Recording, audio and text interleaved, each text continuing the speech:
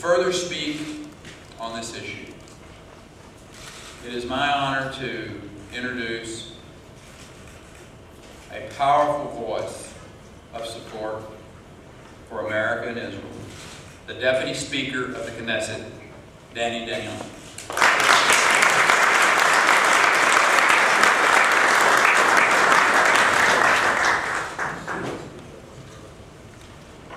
Good morning. Thank you very much, Governor Perry. Congressman Danon, Mazal Tov. Congratulations for your elections. MK and Nissim Ze'ev, distinguished rabbis and leaders from the Jewish community. My dear friend Joe Fager, I don't know from where you get all the energy, but Yishar Koach for everything you're doing for the state of Israel. Governor, first of all, I want to extend an invitation to you to come again to Jerusalem. I can promise you that the traffic in Jerusalem will be a little bit better than the traffic in New York City this morning. I know you have visited Israel a lot, and we want to see you again. Today, when we see what's happening at the UN, we ask ourselves, why? Why an international important organization, which must promote peace and negotiation, is supporting a unilateral action? In 1993, I was standing in front of the White House when the Oslo Accord was signed by Prime Minister Yitzhak Rabin, President Clinton, and the chairman of the Palestinian Authority, Yasser Arafat. And I urge you to go back and read the Oslo Accord today, before the opening of the UN meeting, where it says very clearly that neither side will take unilateral action on the core issues until we will end the negotiation. And what we are seeing today, that the Palestinians, with the support with many nations, some of them who were witness to the Oslo Accord, are supporting unilateral action by the Palestinians. It's a completely breach of the Oslo Agreement. And I know that in the US, you respect signature, you respect commitment. And that's what I'm calling today President Obama, to respect the American signature on the Oslo Accord, and to tell to the Palestinians they cannot come to the UN without paying the price. They cannot come to the UN, ignore the agreement signed with Israel under the auspices and the blessing of the United States of America without paying the price.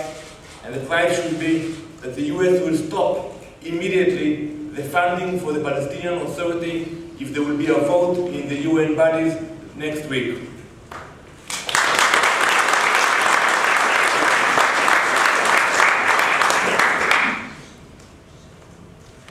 This month we all commemorated 9/11, here in Manhattan, in Israel, and every Western society.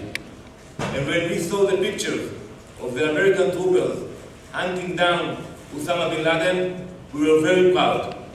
We were very proud of the American forces.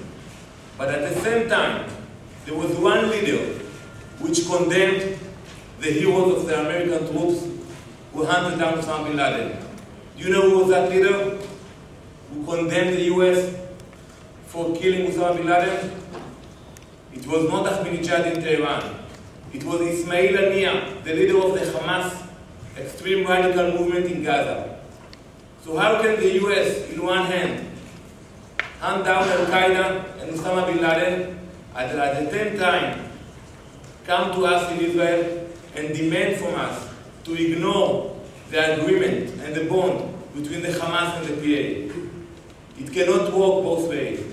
If you want to fight terrorism, you have to fight it here in the US, in Afghanistan, but also in the streets of Gaza. I know that we are all watching what will happen in the UN next week, but I want to share with you my thoughts that we are not worried about a declaration in the UN. Even if there will be a vote, it will be a Facebook state. They will have a lot of likes in the Facebook, but it will not change the lives of the Israelis, the Jewish pioneers who live in the hills of Judea and Samaria. Israel will protect the Jewish communities and will make sure to ensure the well-being and the security of the Israelis who live in Judea and Samaria. Today, I want to thank Governor Perry for taking a bold stand on the issues of Israel, writing down and saying what you believe. That's what we need today. We need people who support justice, people who support commitments, and we need leadership. When we see a lack of leadership coming from the White House, that's what brings leaders in Turkey to attack Israel the way they do. When we see a lack of leadership from the White House, that's why we see the leader of Iran coming to the UN every year. I don't know if it was last night or 2 nights ago. He was having dinner with the students in Columbia University.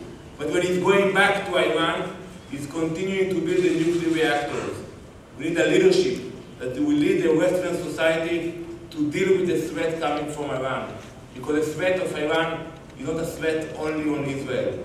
It's a threat on the people who live here in New York City. And when I think of 9/11, I think about the decision that Al-Qaeda made. They could have choice to attack the towers in Tel Aviv, the Israeli towers, but they didn't do so.